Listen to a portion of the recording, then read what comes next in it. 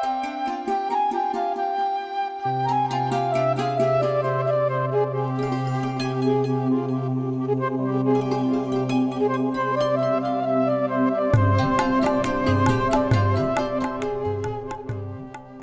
are certain meditation techniques that you can use to help you cope a bit better with the problems associated with illness and aging. A good place to start this discussion about those techniques is with a really important observation that applies both to your body and to the world in general. The basic principle is this: anything that's made of parts will eventually fall apart. That's it. Think of your car, for example.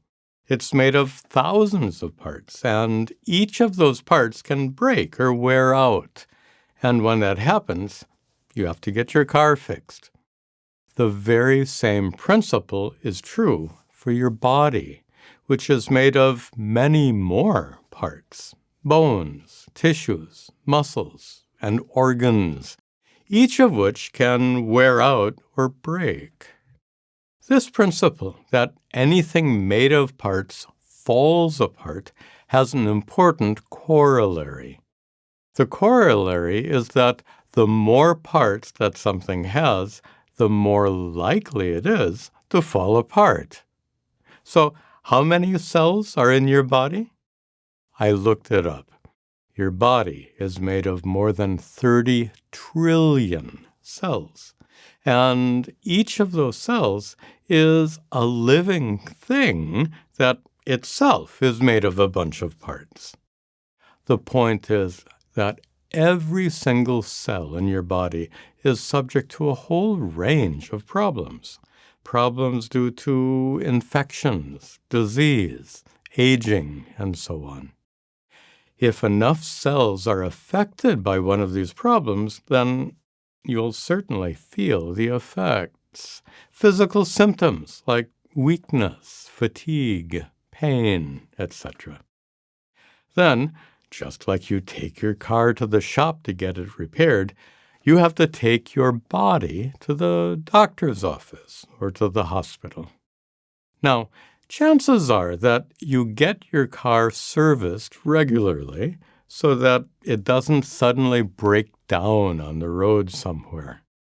In the same way, you probably get regular medical checkups so that your body doesn't do likewise.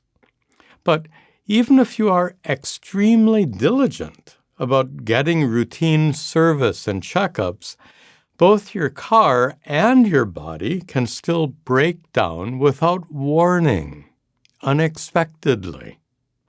Unexpectedly? Is it really unexpected? We just saw that anything made of parts will certainly fall apart, so such breakdowns are not truly unexpected. They're inevitable. Understanding the inevitability of illness and aging can help you deal with physical problems more gracefully, with less emotional turmoil and more acceptance.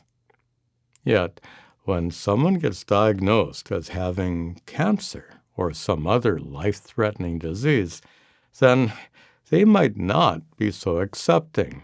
They might ask, "Why me? Why did I get this disease?" They might even feel really angry or resentful about their illness. Fortunately, most of you who are watching this video right now probably have a general understanding of the doctrine of karma. You understand that we are all born with some so-called bad karma that's a result of harmful deeds you committed in the past, either earlier in this life or in a previous life. And because of that karma, everyone, without exception, is subject to suffering in ways that they don't deserve based on their actions in this life. So, if you understand the doctrine of karma properly, then, instead of asking, why me, after you get an awful diagnosis, you'll instead be able to say, well, why not me? Am I so special that I should somehow be exempt from suffering due to health problems? Problems that can affect everyone else in the world? But even if you do understand the doctrine of karma properly, when you are in terrible pain, or you experience severe nausea, or your head is spinning wildly with vertigo, then at that moment, to merely understand the doctrine of karma might not be enough to enable you to cope with those symptoms gracefully, without feeling aggravated or threatened by them. Sometimes taking 2 Tylenol tablets is not enough to relieve your pain. You need a stronger medication. In the same way, sometimes you need more than the doctrine of karma to help you cope with severe physical symptoms. You need something that can make your pain, nausea, and dizziness less intense, less agonizing. Fortunately, there is a stronger medicine, so to speak, than the doctrine of karma. That medicine is the teachings of Advaita Vedanta. Those teachings can lead you to discover that you are, in essence, a conscious being who is completely independent of your physical body. According to the teachings of Vedanta, your body is a vehicle that you inhabit, like a car. Every day, you use your body to move around and to get things done. You fill it with nutritious food and you bathe it regularly, just like you fill your car with fuel and you get it washed from time to time. And just like your car, when your body starts to fall apart, you take it to the doctor's office or hospital. But more than that, the teachings of Advaita Vedanta can lead you to understand not merely the fact that you are completely independent of your physical body, but also that your essential nature as pure consciousness remains utterly unaffected by all the problems of your body. As a conscious being, you are aware of your body. You're aware of how it feels, how well it's working, and whether or not it needs any maintenance or repairs. As a conscious being, you are also aware of sensations like pain or discomfort that are produced by your body. But all those unpleasant sensations can't truly affect your true nature as pure consciousness. Let me explain. Sensations like pain and discomfort arise in your mind just like thoughts and emotions do. All your thoughts, emotions, and sensations come and go in your mind like clouds come and go in the sky. And just as clouds in the sky are illumined by the sun, so too all the thoughts, emotions, and sensations in your mind are illumined by your consciousness. That's how you become aware of thoughts, emotions, and sensations. That's how you can observe them.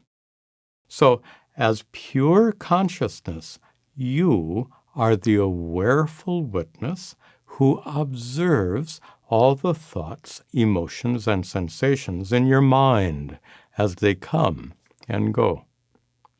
Now, consider this. When dark clouds fill the sky, the sun goes on shining without being affected in any way whatsoever. And in the same way, when painful or unpleasant sensations arise in your mind, your true nature as pure consciousness is not affected by them. This is not a matter of belief. It's something to be understood.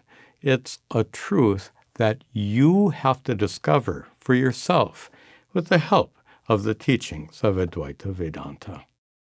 When you discover that you are not truly affected by painful or unpleasant sensations in your mind, then they won't make you suffer anymore. It's amazing to find out that you can actually experience pain without suffering, without feeling miserable, without feeling that your well-being and contentment depends on the complete absence of pain. This perspective is only possible when you discover your true self, ātma. So, even though Advaita Vedanta can't remove pain or illness, it certainly can remove the misery and suffering that usually accompany pain and illness. For this reason, Vedanta is sometimes referred to as a medicine or cure for a disease that affects every living person, the disease known as bhava roga, worldly suffering. When the teachings of Vedanta finally lead you to become enlightened, then you'll find that you are absolutely okay in spite of illness. You're okay even in the presence of pain and other symptoms because they don't really afflict you, your true nature, as pure consciousness. Now, you might be thinking, but Swamiji, I'm not enlightened yet, so how can this help me? Well, that's a perfectly valid point. Fortunately, there's something you can do in the meanwhile, right now. You can practice a particular meditation technique that helps you respond to pain and illness in the same way that enlightened people do. Let me explain the technique.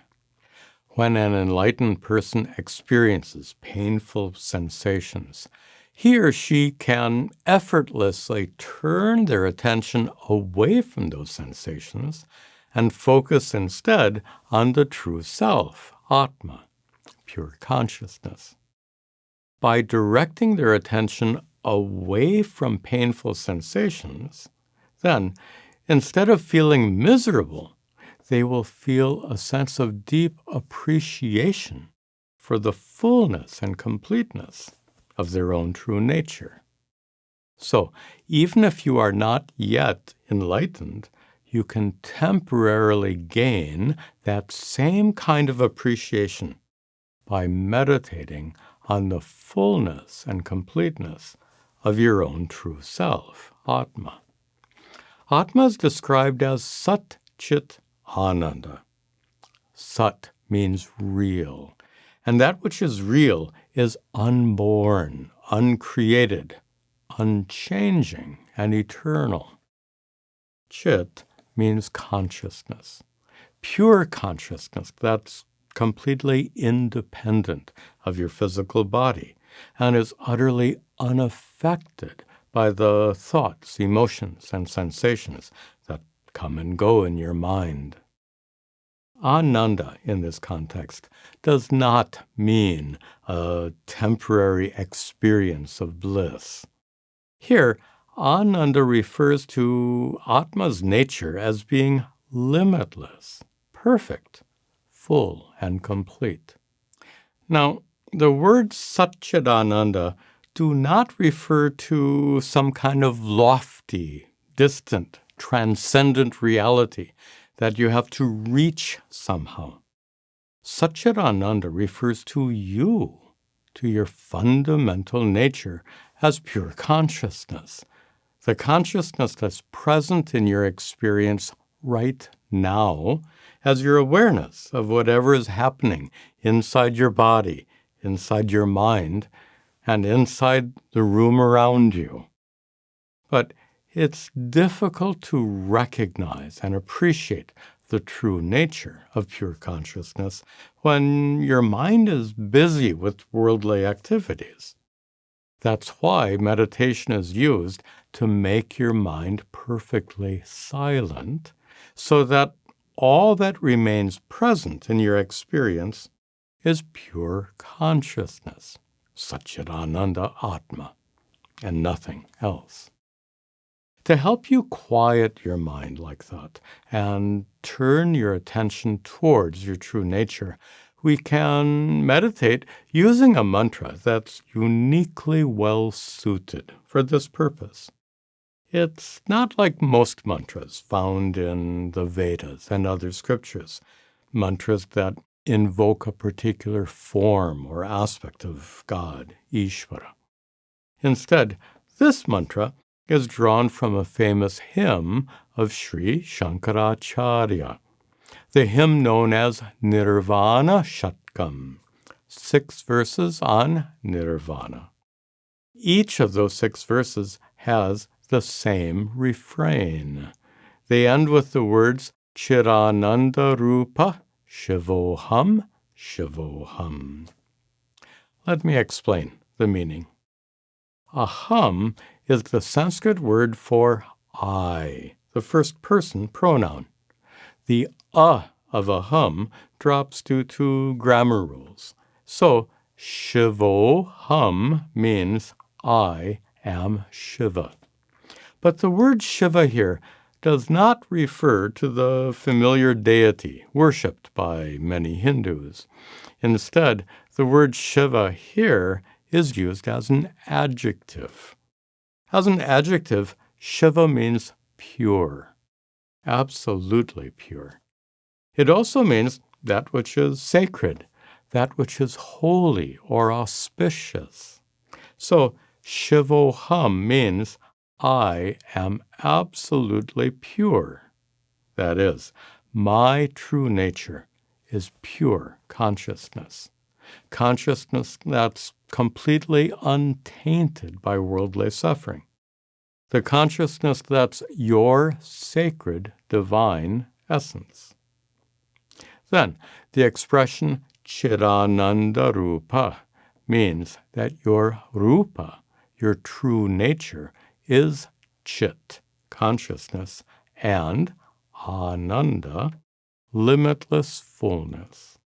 So, Chir-ānanda Rupa Shivoham means I am pure consciousness, limitless, full, and complete. We'll use these profound words of Ādi Śaṅkarā as our mantra in our meditation right now. Okay, you can prepare yourself now for meditation by closing your eyes. Take a deep breath. Take a moment to get settled down.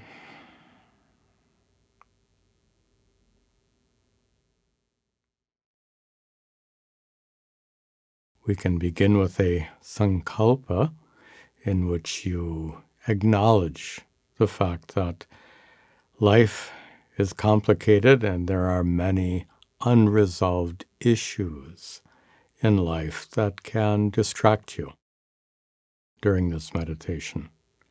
So right now, you can acknowledge those unresolved issues in your life and give yourself permission to set all that aside just for the duration of this meditation.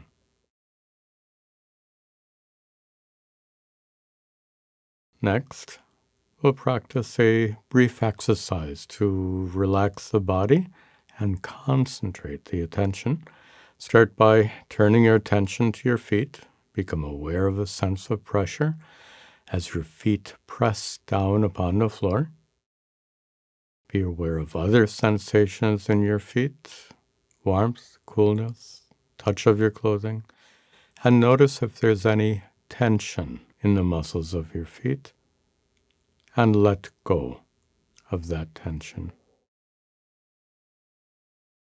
Then your ankles and calves, in the same way, become aware of sensations, pressure, warmth, coolness, touch of your clothing.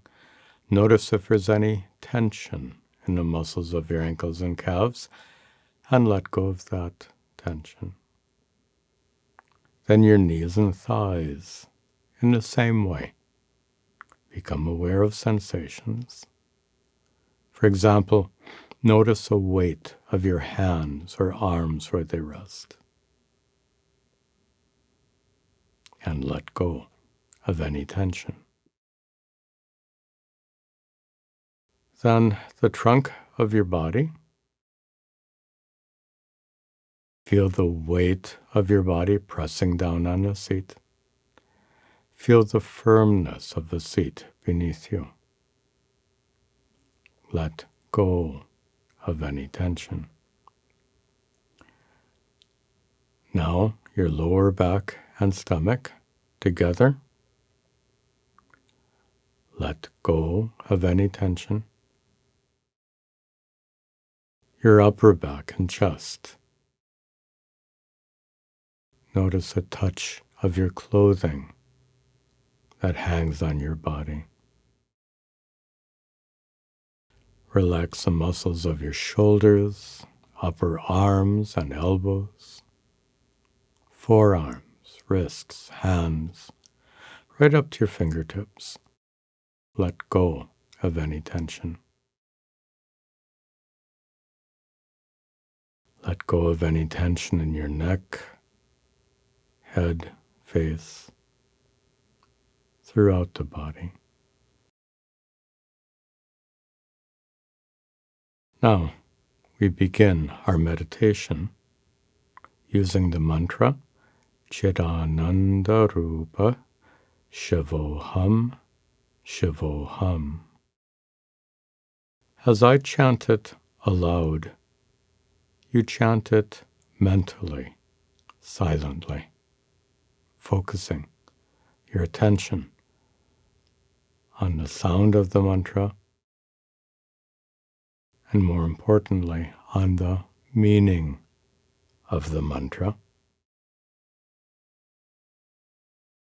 using these profound words to guide your attention inwards towards your true self, ātma.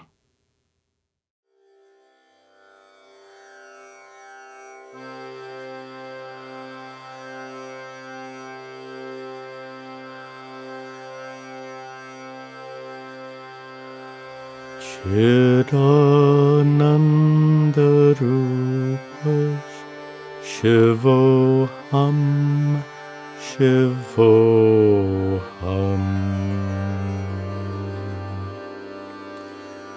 Chit-ānanda Rupa Shivoham Shivoham.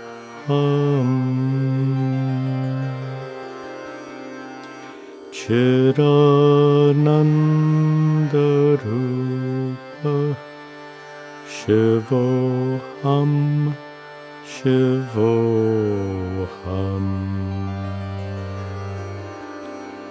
Chit-ānanda Rupa Shivoham Shivoham. Chit-ānanda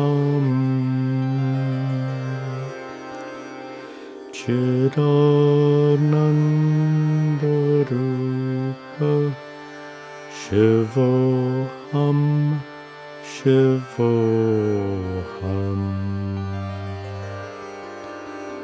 Chit-ānanda Rupa Shivoham Shivoham.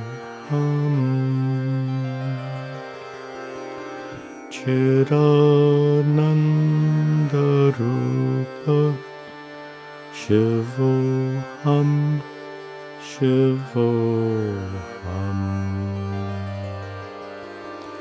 Chit-ānanda Rupa Shivoham Shivoham. Chit-ānanda Rupa Shivoham Shivoham.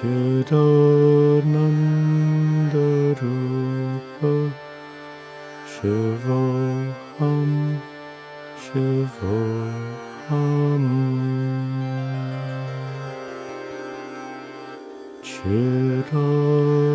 Chidananda Rupa Shivoham Shivoham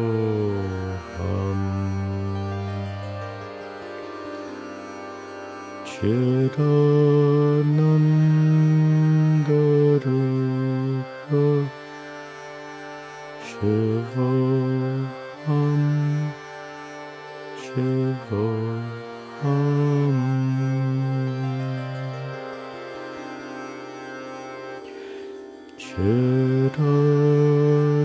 Chidananda Rupa Shivoham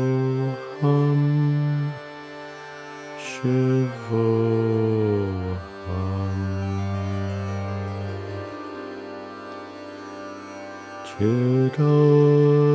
Chidananda Rupa Shivoham Shivoham